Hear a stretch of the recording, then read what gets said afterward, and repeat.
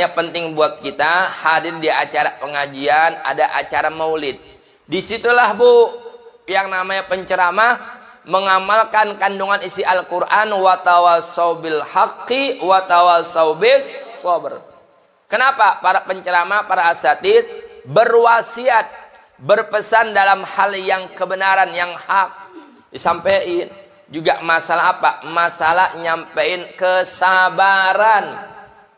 Ibu khususnya perempuan dan berumah tangga, saya tanya, namanya perempuan Bu dalam rumah tangga, banyak sabar nggak Bu hadapin rumah tangga? Sabar nggak Bu? Sabar ngadepin laki, ngurusin laki, sabar ngurusin anak-anak, sabar ngurusin rumah, segala nyuci, masak, segala macam, penuh dengan kesabaran. Memang Bu, kalau nyuruh sabar itu paling gampang, nyuruh, tapi ngejalaninnya susah. Ya, Ibu sabar Bu ya, kata tetangga begitu. Yang nyuruh mah gampangnya sabar ya, tapi ngejalaninnya susah. As-sabru kas-sibri. Sabar itu laksana jadam, antawali. Pahit Bu rasanya. Murrun fi mazaqatihi. Jadam itu pahit. Nah, sabar ibaratnya jadam. Orang diri sabar, pahit nggak enak. Tapi di balik hikmah itu, lakin awaqibuhu ahla minal asali. Efek hasil dari buah kesabaran adalah apa? Ahla minal asali. Lebih manis daripada madu. Bu, madu manis nggak Bu? Bu, madu manis nggak? Kalau di madu? Nggak komitmen, Ustaz. Madu manis nggak? Kalau di madu, kenapa berubah? Allahu Akbar. Tuh, jadi sabar itu pahit.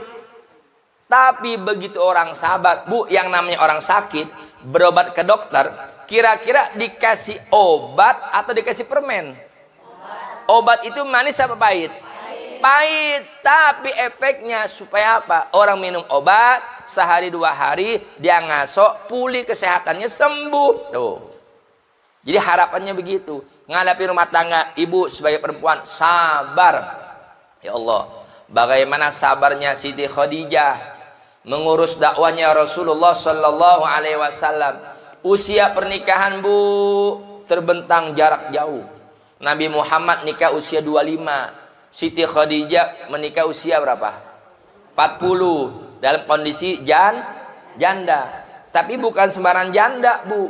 Ini janda orang kaya ini. Ya, wanita terpandang, tersohor. Tapi lihat, begitu Siti Khadijah menerima pinangan lamaran Rasulullah Sallallahu Alaihi Wasallam. Lihat, yang tadinya sebelum dilamar mungkin Siti Khadijah masih sibuk dengan dunianya, tapi begitu menerima pinangan Rasulullah, dengan serta merta seluruh jiwa ragaku aku serahkan kepadamu ya Rasulullah, termasuk harta-hartanya. Lihat, jadi itulah menjadi contoh buat kita, khususnya apa? Buat ibu sebagai seorang perempuan. Jadi kalau punya suami yang tengah berusaha, yang kerja, yang dagang, bisnis, ngobek, ibu jadi orang rumah, ibu rumah tangga. Kenapa? Jangan pernah lupakan suami-suami ibu. Doakan mereka. Di saat suami ibu jalan kerja, jalan dagang, jalan usaha, doakan. Ya Allah, berikan kemudahan ya Allah, kelancaran buat suamiku. Mudah-mudahan bisa kembali selamat, bawa rezeki yang halal. Tuh, itu dulu. Rezeki yang halal, baru deh yang banyak. Lah iya apa-apa, yang penting halal dulu. Kalau tuh laki bawa duit banyak, tahu-tahu hasil nyopet bagaimana? Emang ibu mau? Jangan. Laki-laki yang nggak bertanggung jawab namanya.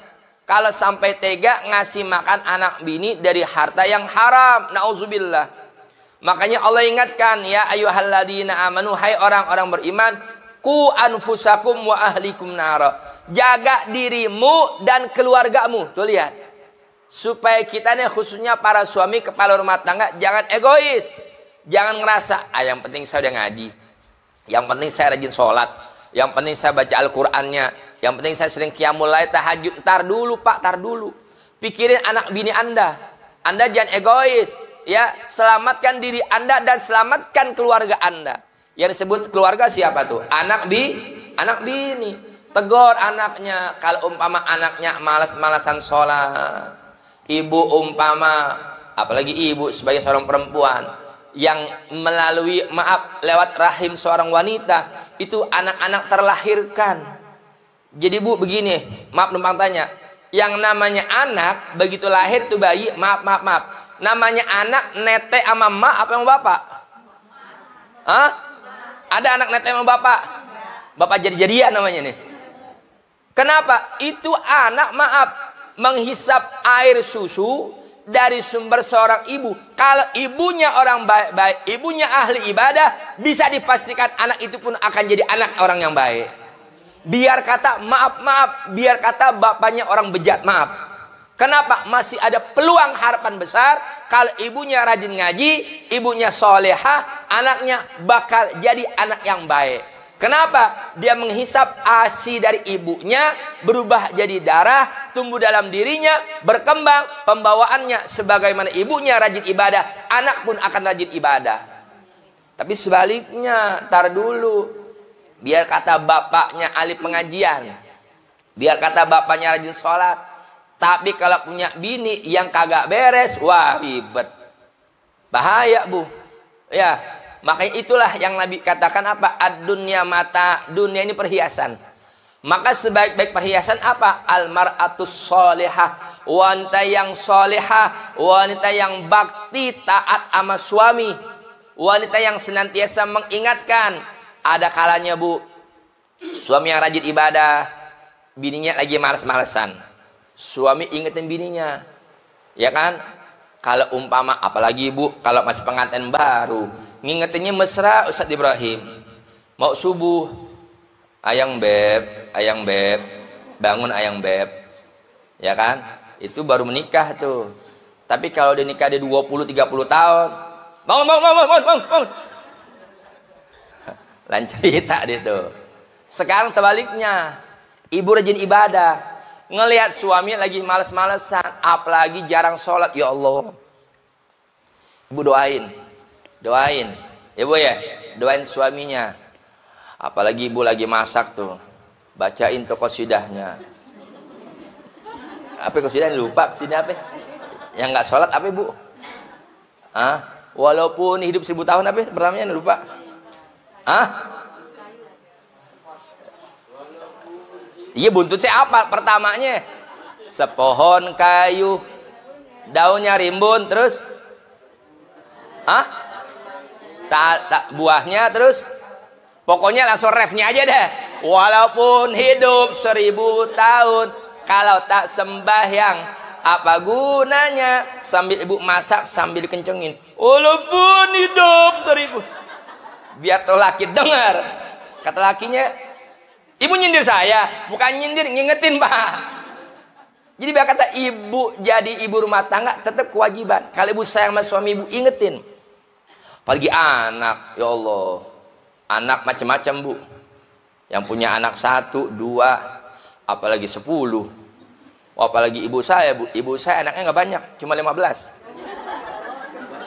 Lah benar. Ustadz anak berapa ya? Saya anak ke-12. Jangan pakai wus. Emang udah Allah kasih. Ya bu ya. Lihat tuh. Kalau orang dulu modalnya 1, taqwallah, yakin. Saya ingat bu waktu masih kecil tuh. Ingat bapak saya ngajar. Sama alhamdulillah. Emang terjun di dakwah. Ada muridnya iseng nanya. Pak Kiai, Pak Ustadz, anak banyak gini Pak Kiai nggak pusing? Ngempanin gimana Pak Kiai? Ngempanin, lu pikir kambing? Ngasih makannya, jadi pikirin. Masing-masing tuh anak udah ada rezekinya. Betul nggak? Tapi yang begitu bu, ya Allah, jadi kenangan manis. Masih kecil nih, masih ada orang tua komplit, masih ada ayah, masih ada ibu. Tidur zaman dulu, namanya bocah SD bu ya. Ya kan? Ubin zaman dulu, yang kuning merah, masih inget nggak? Ya kan? Kita buka tidur capek pulang sekolah, buka kaos saja, tidur di ubin, pules. Enak, adem, dingin. Ya Allah, itu namanya kenikmatan dari Allah Subhanahu wa ta'ala. Coba, makanya jadi anak jangan pernah kurang aja sama orang tua. Satu ibu sanggup ngurusin 10 anak, betul nggak? Tapi 10 anak bisa nggak ngurusin satu ibu? Enggak, belum tentu, belum tentu. Ah, jadi dilema. Ibu yang punya anak bersyukur kepada Allah. Yang penting tuh anak belajar biar apa? Biar bisa ingat jasa orang tua. Walau bagaimanapun anak nggak bakal bisa balas jasa orang tua. Betul nggak, Bu? Anak sukses gara-gara doa ibu. Anak mati tidur bu pules, ngorok. Tapi ibunya jam 3, setengah 4 pagi dia bangun tahajud, munajat sama Allah. Bahkan kadang-kadang terdengar di telinga suara isak tangis. Siapa? Tuh ibu kita yang nangis. Ya Allah, berikan ya Allah buat anak-anakku ya Allah, keberkahan hidup dunia ya Allah. Andai kata aku nggak ada umur ya Allah, mudah-mudahan anakku ditinggal dalam keadaan tetap ibadah kepada Engkau ya Allah. Tuh senang. Anak zaman sekarang ya Allah sama orang tua kurang ajar. Bener. Lihat, anak akrab sama bapak bagus, tapi jangan seakrab-akrabnya kurang ajar. Nah anaknya contoh punya bapak, pinjam nama Ustaz Ibrahim deh, ya. Manggil bapaknya, Boim, Boim sini Boim, Boim, Boim. Anak panggil bapak, nama bapaknya, pantas nggak kira-kira? Nggak pantas, minimal dengan kata-kata yang patut. Ayah, bapak, ya kan? Kayaan dikit, papi. Anak sultan, pipi. Anak sultan, ibu ya. Ya Allah. Nah itu biar apa? Biar diingat betapa besarnya jasa orang tua. Jadi pesan buat kaum wanita, kalau pengen masuk surga, ingat bu, anak itu butuh ridhonya orang tua. Tapi seorang istri butuh yang namanya ridhonya suami. Perempuan, saya wanti-wanti. Makanya kemarin alhamdulillah kitab yang sudah kita bahas, kitab Adabul Insan, Ustaz Ibrahim. Sengaja saya ketengahkan lebih dahulu masalah adab etika. Sebab maaf, udah berapa banyak manusia di akhir zaman, termasuk kaum wanita, para istri yang sudah semakin kian hari makin kurang ajar sama suami. Karena apa? Karena nggak ada akhlaknya, nggak ada etikanya. Oh bahaya ini, nggak boleh. Namanya suami itu imam, pemimpin dalam rumah tangga. Ya bu ya, makanya seorang laki begitu mau nikah, dia wajib kasih maharnya. Nah itu, maharnya kasih wajib. Kenapa? Untuk membuktikan bahwa dia kelak nanti sepanjang dia berumah tangga, dia punya kewajiban menafkahi istrinya tersebut. Makanya ada hukumnya tuh. Kalau sampai lakinya pergi, apalagi nggak kasih kabar, sampai 3 bulan, sampai 6 bulan, apalagi setahun. Bininya sabar, 3 bulan nggak pulang-pulang nih, 6 bulan nggak balik, bini gue hidup apa mati nih, repot kan? Mulai berasa gerah bininya. Ini kepastian kondisi posisi ini gimana nih, ya kan? Tergantung itu. Kalau dia sudah mulai keberatan, lapor ke pengadilan agama, menuntut cerai, alasannya diterima dan dia membayar iwat penggantinya. Ya kan, pengadilan agama memutuskan jatuh talaknya. Nah, tapi juga ingat juga, ibu juga jangan gegabah, biar sabar. Tapi mungkin kalau zaman sekarang agak repot juga bu ya. Maksudnya apa? Udah canggih. Tapi juga aja laki jangan kebangetan gitu maksudnya. Kalau perempuan aja wajib keluar selangkah dari rumah dapat izin dari suami, maka suami kasih contoh sama istri. Pergi ngomong sama bini, ibu saya jalan dulu bu ya, mau jalan kerja. Ya ayah, hati-hati di jalan. Jadi bini kan tahu. Kalau tiba-tiba laki nyelonong, ibu ke kamar, perasaan tadi laki gue di kamar, udah hilang aja. Nah, tungguin maghrib nggak pulang, malam nggak pulang, sampai besok nggak pagi nggak pulang. Ibu jadi seorang istri mulai gelisah nggak? Gelisah. Di suami saya kemana ini? Jangan. Itu termasuk nyakitin hati seorang istri begitu, nggak boleh. Suami kasih kabar ke ini kalau ada perlu atau gimana, saling komunikasi. Nah itu, ya kalau suaminya bisa kasih contoh yang baik, maka yakin insya Allah nanti istrinya pun akan bersikap baik kepada suaminya. Insya jam 10.20. Ibu-ibu hadirat rahimakumullah, sebelum saya tutup, sekali lagi saya ajak bacakan suratul Fatihah. Kita kirimkan hadiah Fatihah ini sebagai bentuk doa, ya, rasa perikemanusiaan kita, rasa solidaritas kita sama umat Islam, buat saudara kita di Palestina yang tengah bertempur, berjuang demi meraih kemerdekaannya. Doakan Bu, mudah-mudahan saudara kita di Palestina segera merdeka. Ibu ya, bisa mereka kembali tanah kelahirannya dan dapat menjaga Masjidil Aqsa daripada rebutan kaum-kaum Zionis Israel. Juga Fatihah ini saya tujukan buat apa? Doain Bu guru kita.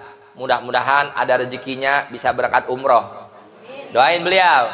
Ibu ya, doain beliau. Mudah-mudahan ada yang mau bayarin. Paling enak dibayarin. Ibu dibayarin mau nggak? Mau. Yakin? Emang mau dibayarin dulu lah. Nggak apa-apa deh. Yang penting Fatihah ini doain. Mudah-mudahan ibu lain kesempatan ada rezeki bisa berangkat umroh haji. Yang belum haji bisa berangkat haji, yang belum umroh bisa berangkat umroh. Mudah-mudahan semua yang sudah mendukung sumbangsi tenaga pikiran, moral maupun materialnya demi terwujudnya acara peringatan Maulid Nabi Shallallahu Alaihi Wasallam, termasuk acara yang sifatnya pekanan mingguan tiap Sabtu pagi jam 8, jam 9 sampai jam 10, 11 pengajian kaum wanita.